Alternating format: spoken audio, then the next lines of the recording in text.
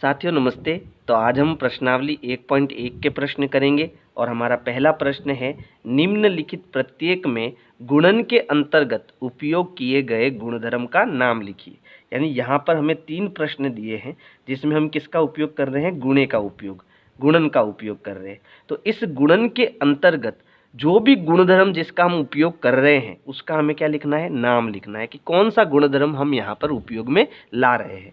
तो सबसे पहला प्रश्न देखो, पहले प्रश्न में यहाँ पर क्या है, -4/5 है और इसका गुणा हम किससे कर रहे हैं, 1 से कर रहे हैं। तो हमें पता है किसी भी संख्या को जब हम 1 से गुणा करते हैं तो हमारा उत्तर वही आता है।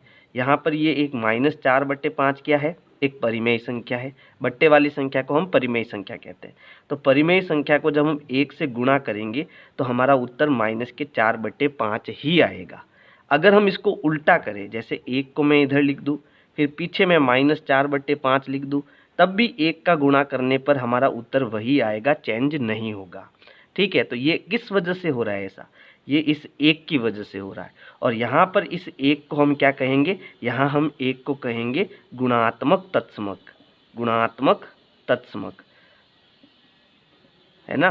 तो इस गुणात्मक तत्समक की वजह से ही हमारा उत्तर क्या आ रहा है, सेम आ रहा है। तो यहाँ पर हम किस नियम का उपयोग कर रहे हैं, हम यहाँ पर 1 के गुणात्मक तत्समक होने का उपयोग कर रहे हैं। तो यहाँ हम लिखेंगे 1 गुणात्मक तत्समक है ना, ये म कर देना यहाँ पर, गुणात्मक तत्समक है। दूसरा देखो, दूसरा क्या है, -13/17, यानी ये एक परिमेय संख्या है। इसका गुणा हम कर रहे हैं -2/7 से। फिर यहाँ पर बराबर का निशान है और बराबर के इस तरफ अब क्या कर रहे हैं, यहाँ -2/7 देखो इस तरफ आ गया, यानी आगे की तरफ आ गया, और -13/17 क्या कहाँ चला गया, पीछे की तरफ चला गया। तो हमें पता है कि किसी भी संख्या को गुणे के अंतर्गत, जैसे मान लो मैंने एक संख्या ली 2 और दूसरी संख्या ली 3, 2 का 3 से गुणा करने पर कितना आता है, 6 आता है। अब मैं एक काम करता हूँ, 3 को इधर ले लेता हूँ, 2 को इधर ले लेता हूँ, तो ये क्या बन गया, 3 × 2, तब भी मेरा उत्तर क्या आएगा, 6 ही आएगा। यानी हर केस में हमारा आंसर तो वही आ रहा है, बदल नहीं रहा है। तो हम जो है गुणे के अंतर्गत इन संख्याओं को, इसको इधर और इसको इधर लिखे तो उससे कोई फर्क नहीं पड़ेगा आंसर में, है ना। और इस नियम को हम क्या कहते हैं, क्रम विनिमय, क्रम बदलना, है ना। इस नियम को हम क्या कहते हैं, क्रम विनिमय कहते हैं। तो यहाँ पर इसका नियम हो जाएगा क्रम विनिमयता, क्रम विनिमयता। तो यहाँ पर हम कौन से गुणधर्म का उपयोग कर रहे हैं, क्रम विनिमयता गुणधर्म का उपयोग कर रहे हैं। तीसरा है कि एक मेरे पास संख्या है -19/29, कौन सी संख्या है, -19/29, और इसका गुणा देखो इसके उल्टे से कर रहा हूँ, यानी 29 ऊपर और -19 नीचे। तो यहाँ पर देखो 29 हमारा ऊपर आ गया और -19 हमारा नीचे आ गया। जब इसको हम सॉल्व करेंगे तो 29 से 29 कटेगा, 29 एकम 29, 29 एकम 29, माइनस से माइनस कट गया, फिर 19 एकम 19, 19 एकम 19। 1 का 1 से गुणा करा तो ऊपर 1 आएगा, 1 का 1 से गुणा करा तो नीचे भी 1 आएगा। 1/1 का मतलब क्या होता है, 1 होता है ना। तो जब इसको हम सॉल्व करेंगे तो हमारा आंसर क्या आ रहा है, 1 आ रहा है। अब ऐसा किस वजह से हो रहा है, तो ऐसा हमारा इस वजह से हो रहा है कि ये जो संख्या है ना, इसका हमने यहाँ पर क्या ले लिया, गुणात्मक प्रतिलोम ले लिया, यानी इसका उल्टा ले लिया। जैसे मैंने एक संख्या ली 3/2, तो इसका उल्टा करूँगा तो क्या हो जाएगा, 2 ऊपर 3 नीचे, 2 से 2 कटेगा, 3 से 3 कटेगा, उत्तर मेरा कितना आएगा, 1 आएगा। फिर एक उदाहरण और लेते हैं, जैसे मैंने एक संख्या ले ली 5/7, ठीक है। तो इसका गुणात्मक प्रतिलोम लो, गुणात्मक प्रतिलोम मतलब इसका उल्टा कर दो, 7 ऊपर और 5 नीचे, कटेगा तो आंसर कितना आएगा, 1। तो यहाँ पर हमने क्या ले रखा है, गुणात्मक प्रतिलोम ले रखा है, इसकी वजह से हमारा उत्तर क्या बन रहा है, 1 बन रहा है।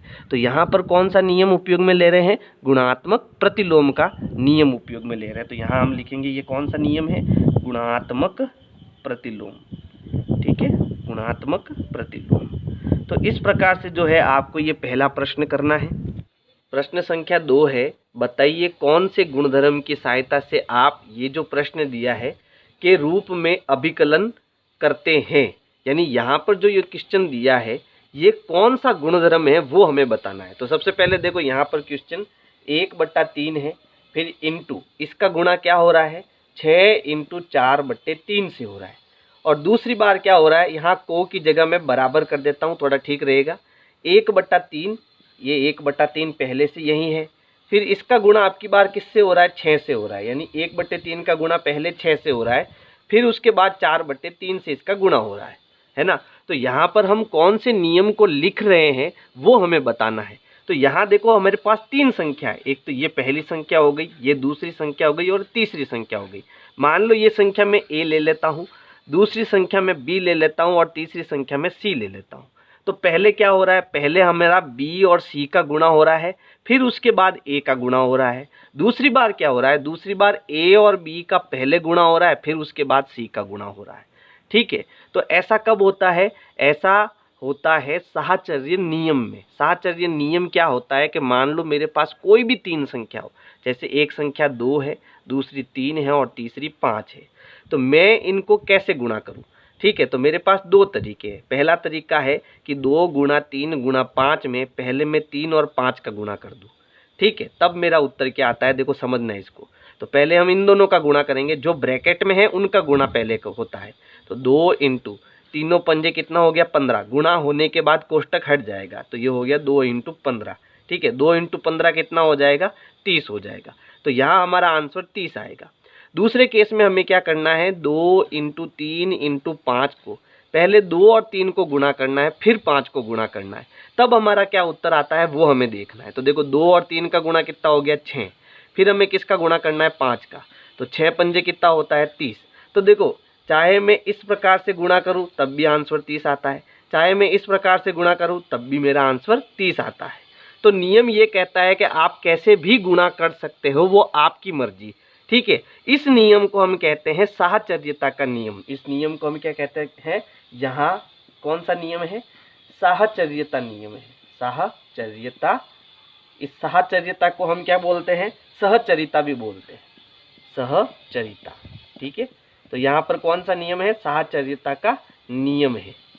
ठीक है, बस यही हमारा आंसर है, इससे ज़्यादा हमें कुछ नहीं करना है इसमें। ठीक है, तो अगर मेरी वीडियो पसंद आए तो वीडियो को लाइक करना है, अपने दोस्तों को शेयर करना है। Thank you.